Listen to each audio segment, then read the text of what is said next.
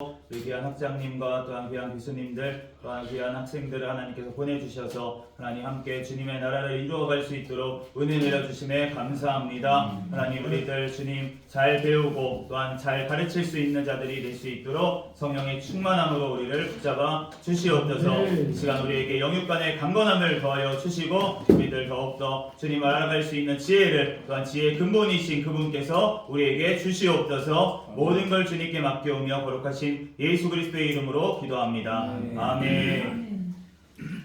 오늘 기독교 강요 12강 지난 시간에 우리가 얘기했던 것처럼 우리가 6장 지난 시간에 6장을 했었고 이제 7장에서 11장은 우리가 언약 신약이라고 불리는 이제 율법과 율법이 어떻게 나누어져 있는지 율법의 3융법이라든지 아니면 복음과의 관계 그리고 구약과 신약의 관계 이러한 부분에 대해서 이제 나와 있는 부분입니다. 그 부분을 하면은 굉장히 유익하고 사실은 이제 어떻게 보면은 칼빈의 신학이다 우리가 배웠다라고 하면은 그 언약 신약 부분을 우리가 꼭 알아야 되고 사실은 우리가 알고 있습니다. 사실은 결론적으로는 우리가 다 알고 있는 부분입니다. 결국 구약과 신약 모두가 예수 그리스도를 증거하는 것이고 그리고 결국은 율법이라고 하는 것을 예수님께서 이제 완성을 하셨다. 복음으로서 완성을 하셨고 그래서 우리가 성경 말씀에 보면은 율법이 나와져 있는데 그 중에 어떠한 것들은 일부는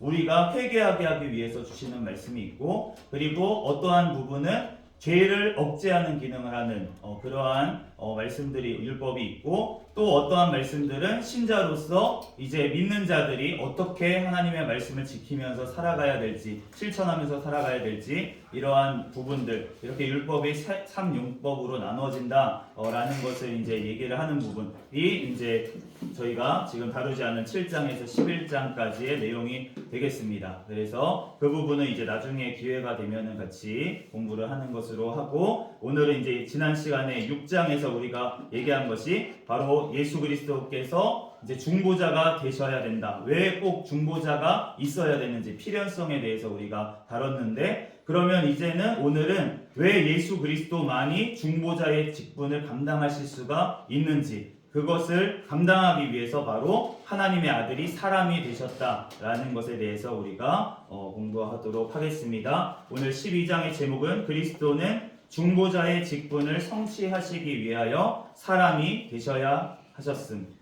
1절에 신인 양성의 중보의 필연성을 다루고 있습니다. 진정부터 한번 읽어보겠습니다. 시작. 진정 우리에게 우리의 중보자가 되실 분이 참 하나님과 참 사람이셨음은 매우 중요한 일이었다.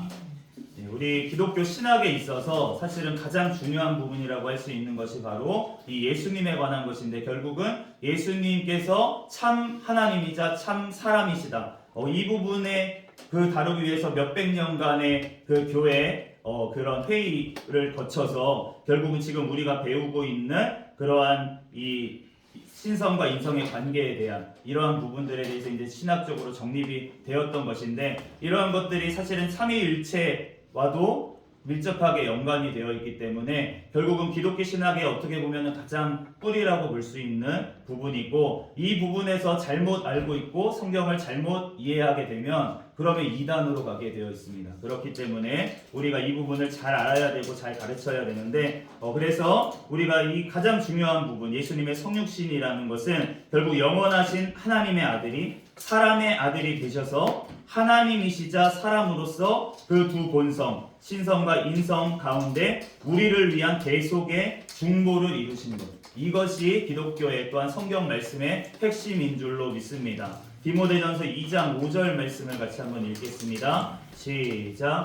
하나님과 사람 사이의 중보자도 한 분이시니 곧 사람이신 그리스도 예수라. 아멘. 하나님과 사람 사이의 중보자는 오직 그리스도 예수 한 분밖에 없는 줄로 믿습니다. 우리가 이 부분을 정확하게 알고 정확하게 선포를 해야 됩니다. 그렇지 않으면 이단들이 왜 이단이 됐냐면 결국은 이 예수 그리스도의 기독론에서 잘못되었기 때문에 마치 성령님께서 임하신 자 그 자가 예수님이 다시 그 영이 내려오면은 예수님이 되는 것처럼 사람이 그렇게 잘못 이해했던 부분들이 이단으로 많이 가게 되고 그러한 것들이 있는데 결국은 한 분이시라는 거예요. 그 하나님이자 사람이신 분은 한 분뿐이시고 그분은 죽으셨지만 부활하셔서 승천하셔서 지금도 네, 하나님 우편에 앉아 계셔서 지금도 살아 계시다는 것입니다. 하나님의 아들이 사람이 되셨다가 다시 하나님으로 가신 게 아니고 인간의 껍데기를 벗은 게 아니고 하나님의 아들이 완전한 사람이 되셔서 지금도 부활하신 사람의 몸으로 계시고 그것뿐만이 아니라 영원히 우리랑 그 몸으로 같이 살아가시는 분이 됐다는 것입니다.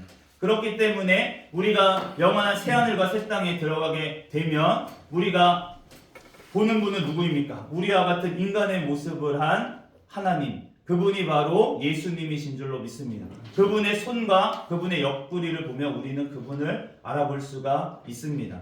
그렇기 때문에 예수님께서 그 사람의 몸으로 오셨다가 잠시 왔다가 그 영이 떠나심으로 그 사람은 아무것도 아니고 껍데기일 뿐이고 그렇게 된 것이 아니고 완전한 사람이 되셨고 지금도 부활한 몸으로 살아계시고 영원토록 그 몸으로 살아가시는 거예요. 우리와 함께. 그렇기 때문에 이 성육신이 너무나도 놀라운 것이고 이것을 바로 알아야지만 사실은 우리가 우리의 영원한 상태에 대해서 아까 전에도 우리 조직신학 시간에도 배웠지만 우리가 어떻게 천국이자 새하늘과 새 땅에서 어떻게 살아가게 될지가 우리가 감이 오는 것이죠. 네, 그래서 우리가 이것을 알아야지만 또한 이단의 어떠한 공격에도 우리가 아까 새하늘과 새 땅 신천지가 네, 이 새하늘과 새 땅의 이름을 가져가가지고 그래서 지금 자기네들이 막 12지파니 지금 여기가 신천지 어디니 이렇게 막 얘기를 하고 있으니까 우리가 그런 것들을 잘 사용하지 못하는 게 정말 빼앗겨버린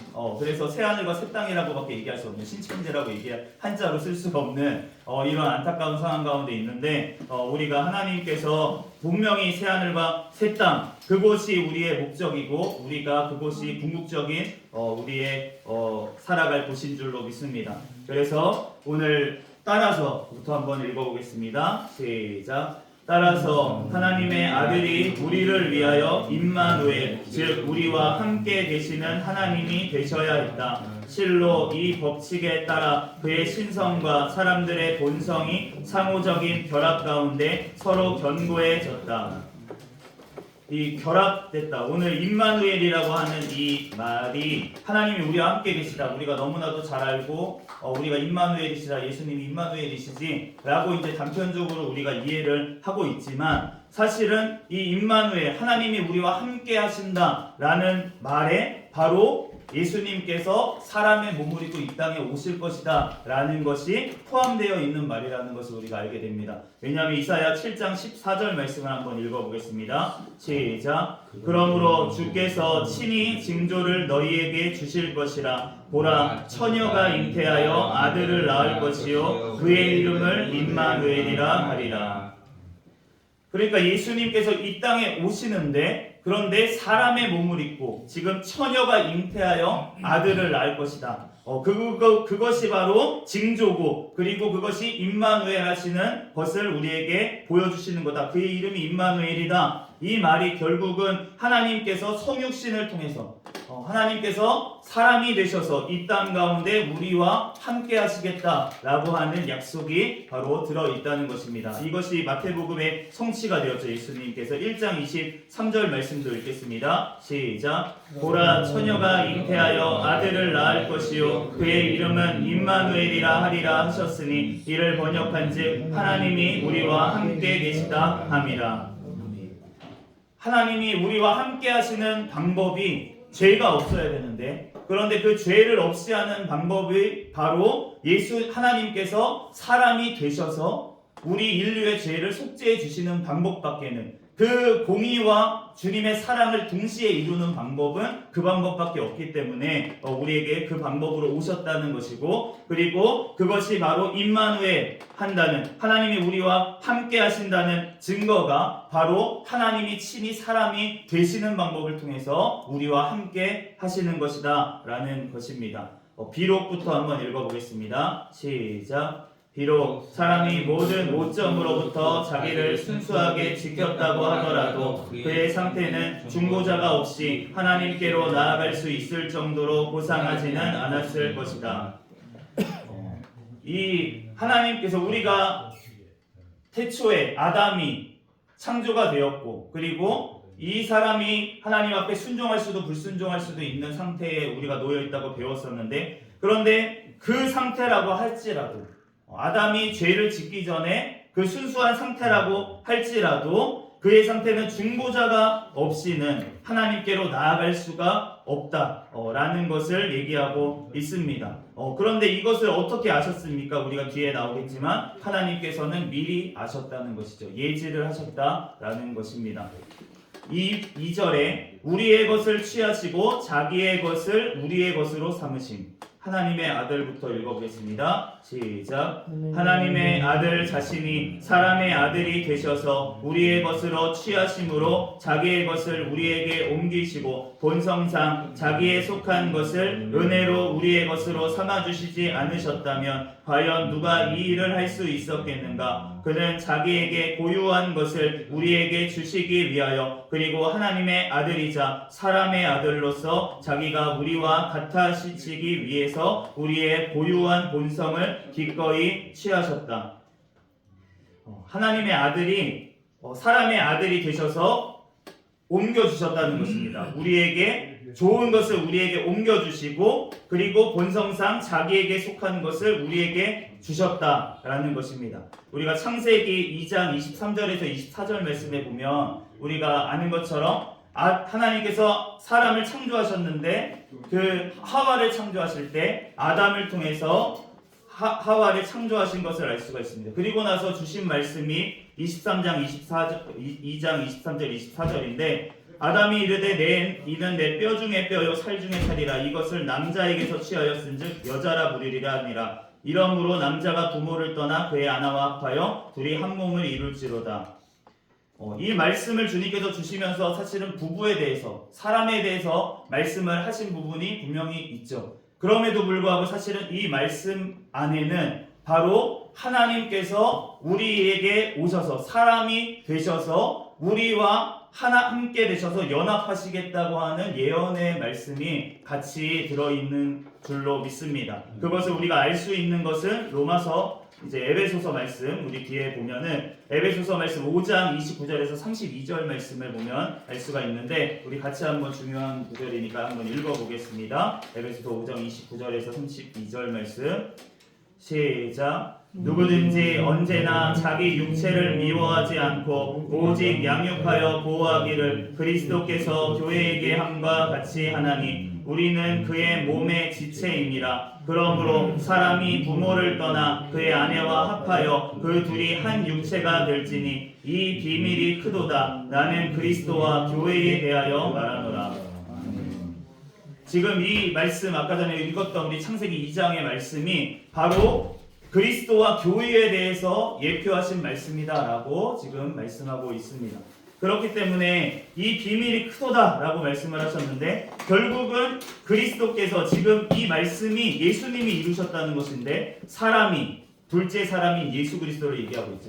둘째 사람인 예수 그리스도께서 부모를 떠나 하나님 성부 하나님을 떠나서 그의 아내와 합하여 그의 아내는 누구입니까? 바로 성도가 되겠습니다. 교회와 합하여 그들이 한 육체가 될지니 이 말씀이 예수님께서 성육신하심으로 사람이 되심으로 말미암아 한 육체를 이루어서 예수님의 그 인성을 입고 이 땅에 오신 그 신성 가운데 우리가 거할 수 있도록 하나님 아버지와 하나이신 그분께 우리가 결합됨으로 말미암아 우리도 하나님 아버지께 속하게 하기 위해서 예수님께서 사람의 몸을 입고 이 땅에 오셔서 우리와 하나가 되게 하신다. 그래서 교회의 머리가 되신 분이 예수 그리스도시고 바로 교회의 우리는 교회는 몸이 돼서 예수 그리스도의 몸이 되어서 한 몸을 이루어서 우리가 영원한 새하늘과 새 땅에 들어가게 된다라는 것을 창세기 2장에서부터 주님께서는 우리에게 예언을 하셨다는 것이죠.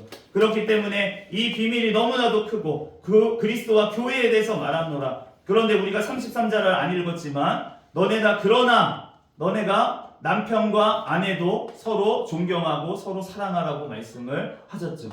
그렇기 때문에 이 말씀이 결국 1차적으로는 남자와 여자, 남편과 아내에 대한 말씀이 맞는데, 그런데 그 말씀이 바로 그리스도와 교회에 대해서도 적용이 되고, 그 말씀이 결국은 주님께서 우리와 합해서 한 육체가 되신 그 성육신하신 예수 그리스도로 말미암아 중보자 되시는 분으로 말미암아 이것이 이루어지게 되었다라는 것입니다.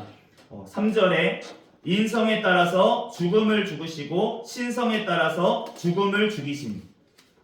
이 제목을 번역하신 그 교수님이 너무 잘 뽑은 것 같아요. 저는 이게 너무 마음에 드는데, 인성에 따라서 죽음을 죽으시고 신성에 따라서는 죽음을 죽이심. 네, 우리 요컨대 한번 읽어보겠습니다. 시작. 요컨대 하나님으로서 홀로 죽음을 겪을 수 없고 사람으로서 홀로 그것을 이길 수 없기 때문에 인간의 본성에 하나님의 본성을 연합하셔서 인성의 연약함으로는 자기를 내어주사 죄를 속하고자 하셨으며 신성의 능력으로는 우리를 위해 죽음과 씨름하면서 승리를 얻고자 하셨다.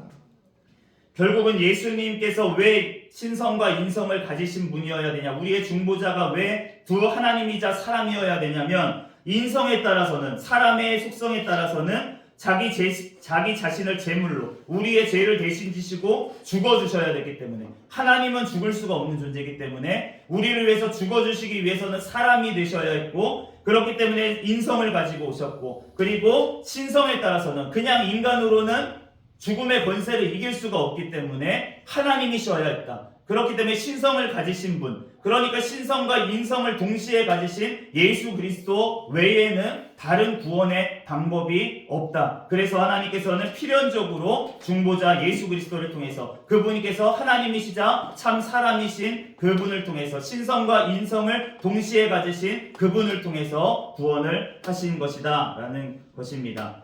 우리와부터 한번 읽겠습니다. 시작. 우리와 그리스도의 공통된 본성이 우리가 하나님의 아들과 하나가 되는 연합체의 보증이다.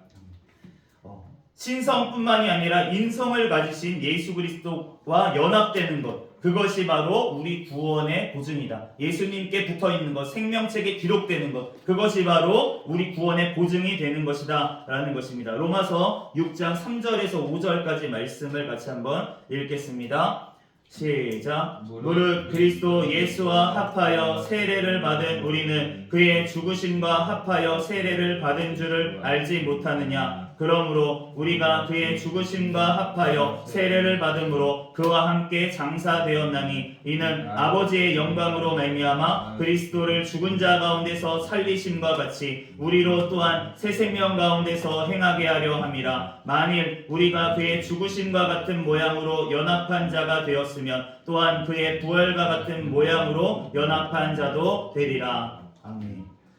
우리가 예수 그리스도로 말미암아 우리가 연합을 하게 되는데, 우리가 예수 그리스도의 죽으심과 합하여 우리가 세례를 받습니다. 우리가 침례, 세례를 받는 것은 예수 그리스도의 죽으심과 같이 나도 예수님의 십자가에서 이제는 죽었습니다. 이제 이후로는 내가 사는 것이 아니고 내 안에 그리스도의 영이신 성령님이 임하심으로 말미암아 하나님의 뜻대로 내가 하나님의 자녀로 살아갑니다 라는 우리가 의미로 세례 침례를 우리가 받게 됩니다. 그러므로 우리가 정말로 믿었다면, 우리가 정말로 주님 앞에 믿음을 가졌다면 우리는 4절처럼 새 생명 가운데서 행하게 된다라고 말씀을 하십니다. 우리가 주님 앞에 내가 정말 예수님을 믿는다라고 하면 하나님 앞에 자라나게 되어 있고 열매를 맺게 되어 있고 예수님을 닮아가게 되어 있다는 것이죠. 우리가 진짜로 믿었다면 그렇습니다. 그렇기 때문에 우리가 정말로 아까 전에 성경 실천 신학을 배우고 우리가 여러 가지를 배우지만, 우리가 배우면서 아까 전에 조직 신학 교수님은 우리가 믿음을 강조를 하셨어요. 그런데 성경 실천 교수님은 우리가 실천을 또 강조를 하셨습니다. 성경 말씀대로 실천해야 된다. 그런데 이게 분리된 것이 아니라 이게 하나라는 것이에요. 이것이 하나가 되는 것인데, 그런데 어떻게 하나가 될 수 있느냐? 우리 안에 거하시는 성령 하나님으로 인해서. 우리가 부활신학 시간에 배우는 것처럼 우리가 성령님이 내 안에 거하시기 때문에, 내가 하나님과 연합이 되었기 때문에, 그렇기 때문에 내가 정말 예수 그리스도를 영접하고 믿은 사람이라면 주님께서, 성령님께서 내 안에 거하셔서 하나님의 말씀대로 살아갈 수 있도록 나를 변화시키시고, 내가 주님 앞에 말씀으로 내가 깨닫고 회개한 것들, 그것을 내가 가지고 있는 건 죄밖에 없는데 그 죄를 주님 앞에 회개하면 주님께서 그 죄를 닦아서 주님께서 주님의 성품으로 바꿔 주신다는 것입니다.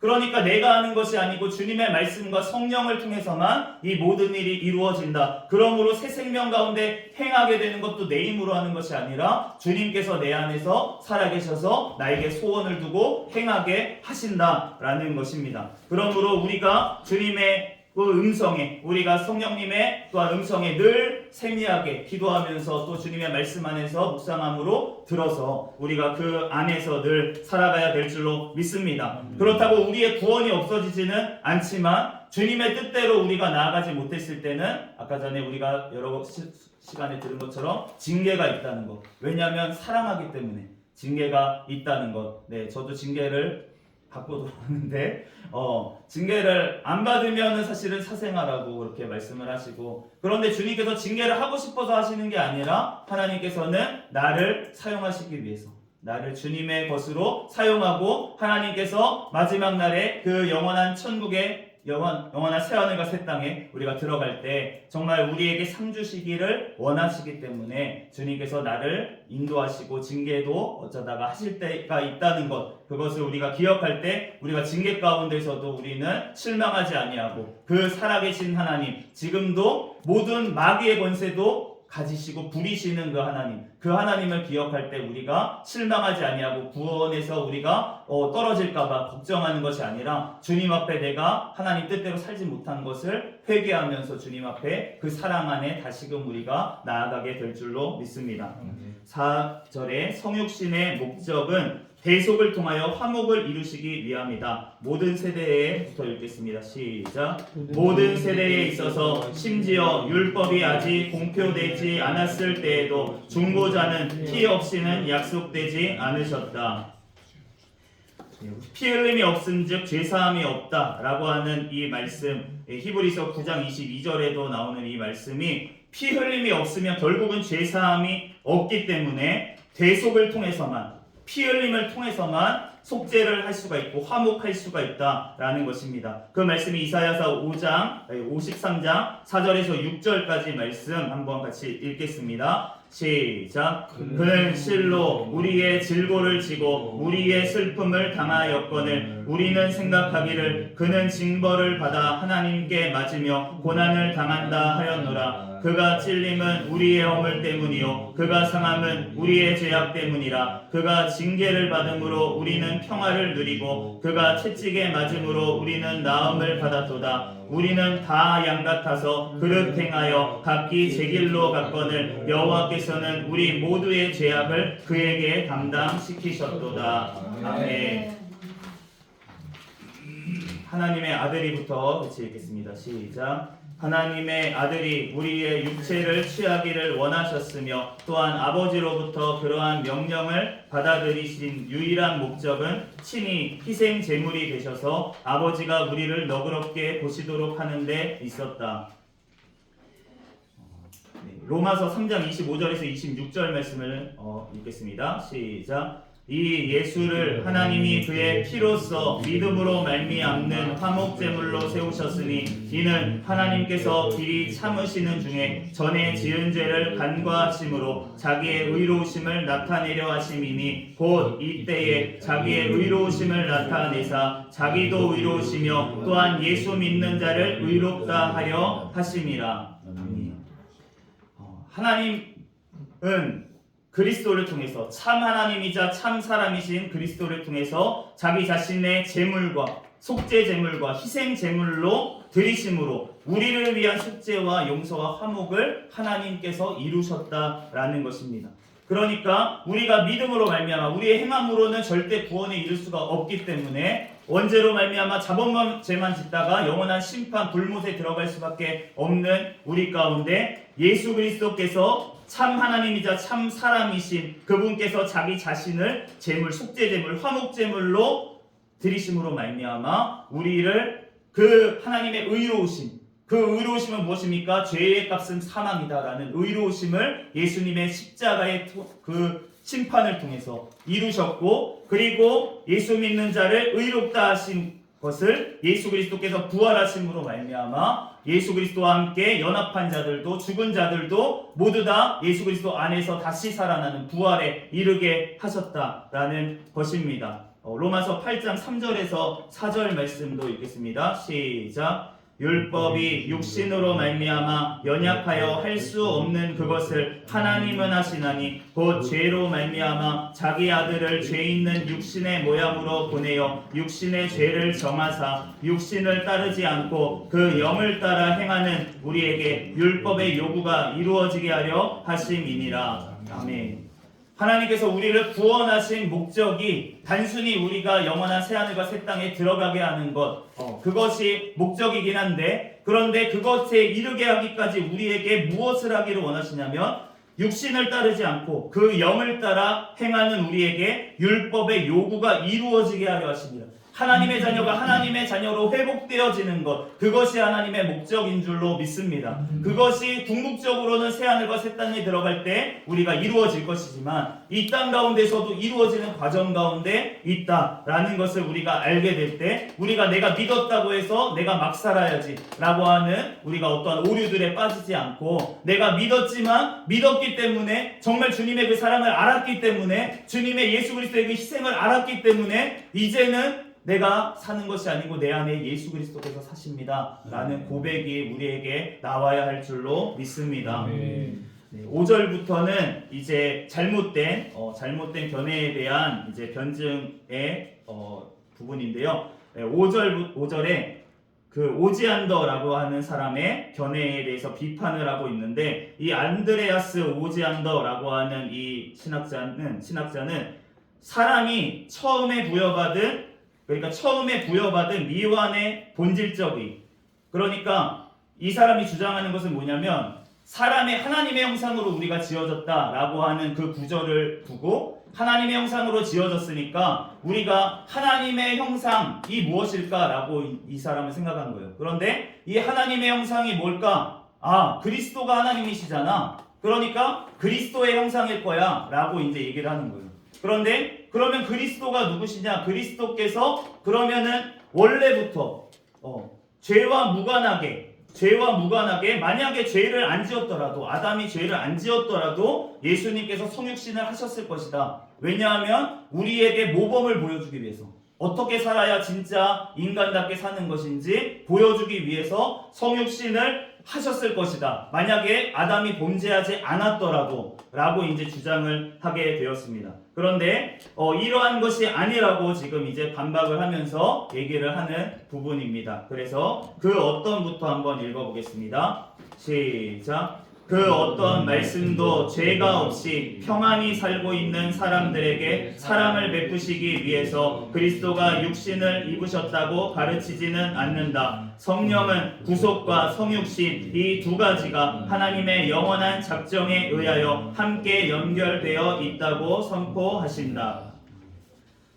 이게 굉장히 신학적으로 논란이 되는 사실은 부분입니다. 왜냐하면은 이 창세 전에 주님께서 아셨냐? 그러니까 창세 전 타락선이 있고 창세 후의 타락선이 있습니다. 그러니까 창세 전에 주님께서 인간이 타락할 것을 아셨냐? 아니면은 타락하고 나서 주님께서 계획을 세워서 예수님을 보내시기로 작정을 하신 것이냐? 이거에 대해서 신학적으로 굉장히 논란이 많은 부분인데요. 그 부분에 대해서 결국은 이것을 이해하기 위해서 이제 선택한 부분이 뭐냐면, 이 오지안더라는 사람은 이것을 연결하기 위해서 아까 전에 그렇게 주장을 했다는 거예요. 그리스도께서 형상, 우리가 하나님의 형상으로 지음받았다라고 하는 그 구절이 그리스도의 형상을 얘기하는 것이고, 그 모범을 보여주시기 위해서 예수님께서는 이 땅에 성육신을 하실 수밖에 없었고, 아담이 만약에 죄를 안 지었더라도 성육신을 하셨을 것이다 라고 이제 설명을 하는 것이, 논리적으로는 그게 맞기 때문에 이렇게 오지안더라는 사람의 견해가 나온 것이죠. 그런데 그것이 아니고 주님께서는 인류의 타락을 조성하지 않으셨습니다. 하나님께서 죄를 만드신 분이 아니라는 거예요. 그럼에도 불구하고 주님께서는 타락할 것을 아셨다는 거죠. 예지하셨다. 그렇기 때문에 주님께서 창조 전에 작정하셨다. 예수 그리스도를 통해서 구속하기로 작정하셨다라고 하는 것이 오류가 아니라는 것이죠. 주님께서는 다 알고 계시기 때문에, 예제를 하고 계시기 때문에, 영원 바깥에, 우리의 시간 바깥에 계시는 분이기 때문에 주님께서는 영원 전부터 우리의 모든 것들을 알고 계셨다는 거죠. 그렇기 때문에 주님께서 예수 그리스도를 창세 전부터 바로 예수 그리스도를 통해서 우리를 구원하시기로 작정하실 수가 있지만, 그렇지만 주님께서, 하나님께서 죄를 만드신 분은 아니다라는 것에 대해서 우리가 이 하나님의 작정에 대해서 사실은 알고 있어야, 그래야지만 우리가 이 부분에 대해서 방어가 되고, 사실은 그거에 대해서 인정하기 싫은 사람들이 이렇게 주장을 하게 됩니다. 그러니까 예수님, 하나님의 작정이라든지 예정이라든지 이러한 부분에 대해서 이해가 가지 않고 사람적으로 이렇게 인간적이지 않다고 여기는 그러한 분들이 사실은 이렇게 자꾸 다른 식으로 설명을 하려고 하는 오류에 빠지게 된다는 것입니다. 그래서 에베소서 1장 4절에서 7절 말씀에 보면은 명확하게 나와 있기 때문에 같이 한번 읽겠습니다. 시작. 곧 창세 전에 그리스도 안에서 우리를 택하사 우리로 사랑 안에서 그 앞에 거룩하고 흠이 없게 하시려고 그 기쁘신 뜻대로 우리를 예정하사 예수 그리스도로 말미암아 자기의 아들들이 되게 하셨으니 이는 그가 사랑하시는 자 안에서 우리에게 거저 주시는 바 그의 은혜의 영광을 찬송하게 하려는 것이라. 우리는 그리스도 안에서 그의 은혜의 풍성함을 따라 그의 피로 말미암아 속량 곧 죄사함을 받았느니라. 아멘. 그러므로 6절에 보면 사람은 누구의 형상에 따라 창조되었는가? 물론 하나님의 형상대로 우리가 창조가 되었습니다. 창세기 1장 27절 말씀과 같습니다. 그런데 창조주 하나님은 하나님의 형상대로 지었다라고 하는 것은 자기의 영광을 마치 거울로 비치듯이 사람 가운데서 하나님의 영광, 하나님의 거룩, 하나님의 그러한 모습들을 보기를 원하셨다. 그렇기 때문에 하나님의 형상대로 사람을 지으셨다라고 하는 의미에는 그런 것이 들어있는 것이지 그리스도의 형상으로 사람이 창조되었다라고 하는 그러한 뜻이 아니다라고 얘기를 하는 것입니다. 그것을 알 수 있는 것이 우리가 7절에 보면은 좀 더 명확하게 알 수가 있는데, 무엇을 위해서 하나님의 아들이 사람이 되셨는가를 보면 알게 됩니다. 바울은부터 한번 읽어보겠습니다. 시작. 바울은 그리스도를 둘째 사람이라고 부르면서 본성을 처음 질서를 돌이키도록 개혁해야 할 필연성을 야기하는 폐역을 사람의 태초 기원과 그리스도로 말미암아 우리가 누리게 되는 회복 사이에 위치시킨다. 동일한 원인에서 하나님의 아들이 사람이 되셨다는 사실이 귀결된다. 무슨 말이냐면 그리스도께서 둘째 사람이라는 것입니다. 고린도전서 15장 47절 말씀을 한번 읽어보겠습니다. 시작. 첫 사람은 땅에서 났으니 흙에 속한 자이거니와 둘째 사람은 하늘에서 나셨느니라. 아멘. 예수님께서는 성경에 둘째 아담 또는 둘째 사람이라는 호칭으로 예수님께서 불리시는데, 그것은 바로 아담을 첫째 사람으로 첫 사람을 지으셨는데, 아담의 자유의지를 그 스스로 불순종으로 말미암아 죄를 지음으로 말미암아 결국은 사탄의 자식이 되어 버렸고, 그렇기 때문에 이제는 둘째 사람이신 이 하나님, 하늘에서 나신 이 사람, 성령을 통해서 잉태되신 이 사람, 둘째 아담, 예수 그리스도를 통해서만 바로 처음 질서를 돌이키도록 개혁할 수 있다. 그리고 우리가 누리게 되는 회복이 바로 이 둘째 사람을 통해서만, 둘째 사람에 속하여야지만 가능하다. 그것은 하늘의 사람이 되기 위해서는 바로 하늘에서 오신 분, 둘째 사람이신 예수 그리스도에게 속하여야지만 가능하기 때문에 그렇게 된다는 것입니다. 그러므로 갈라디아서 4장 4절에서 5절까지 말씀을 같이 한번 읽겠습니다. 시작. 때가 참에 하나님이 그 아들을 보내사 여자에게서 나게 하시고 율법 아래에 나게 하신 것은 율법 아래에 있는 자들을 속량하시고 우리로 아들의 명분을 얻게 하려 하심이니라. 아멘. 예수님께서 태초에 하나님께서 작정하신 대로 때가 참에 하나님의 아들이 이 땅 가운데 오셔서 여자의 후손으로 성육신하셔서 이 땅 가운데 오셔서 율법 아래에 나게 하셨다. 율법의 모든 것들을 예수님께서 살면서 지키셨어요. 예수님은 아까 전에 히브리서 4장 15절 말씀처럼 모든 일에 우리와 똑같이 시험을 받으신 이로되 죄는 없으시니라. 이 땅 가운데 오셨을 때에도 죄를 하나도 행하지 아니하시고 하나님 아버지 앞에 온전히 우리의 죄를 위해서만 십자가에서 죽으신 줄로 믿습니다. 그렇기 때문에 바로 율법 아래에 있는 자들, 우리를 속량하시기 위해서 율법에 매여서 우리가 결국은 심판 가운데 나아갈 수밖에 없는 우리를 속량하시기 위해서 바로 예수님과 연합하는 방식으로 하나님의 아들이신 그분께서 사람이 되셔서 우리와 사람과 연합하는 방식으로 우리를 하나님 아버지께로 데려가시기 위해서 바로 아들의 명분을 얻게 하기 위해서 주님께서는 둘째 사람이 되셨다. 아담의 실패를 어떻게 보면은 극복하는 방식으로 하나님이 사람이 되시는 방식을 통해서 바로 인류를 구원하시는 길을 여셨다라는 것입니다. 오늘은 여기까지 마치도록 하겠습니다. 잠시 기도하겠습니다. 할렐루야. 사랑과 은혜가 충만하신 하나님 감사합니다. 오직 예수 그리스도 외에는 길이 없는 줄로 믿습니다. 우리의 중보자 되시는 예수 그리스도의 기도로 말미암아 우리 가운데 성령님이 함께 하심으로 임마누엘 하심으로 말미암아 우리를 영원한 새하늘과 새 땅 가운데 하나님 아버지께로 우리를 데리고 가실 줄로 믿습니다. 우리들 그때까지 이 땅 가운데서도 늘 주님을 높이며 주님을 찬양하며 주님께 영광 올려드리며 또한 주님의 말씀을 선포하며 전도하며 또한 주님의 말씀대로 살아갈 수 있는 우리의 삶이 되도록 축복하여 주시옵소서. 모든 걸 주님께 맡기오며 거룩하신 예수 그리스도의 이름으로 기도합니다. 아멘.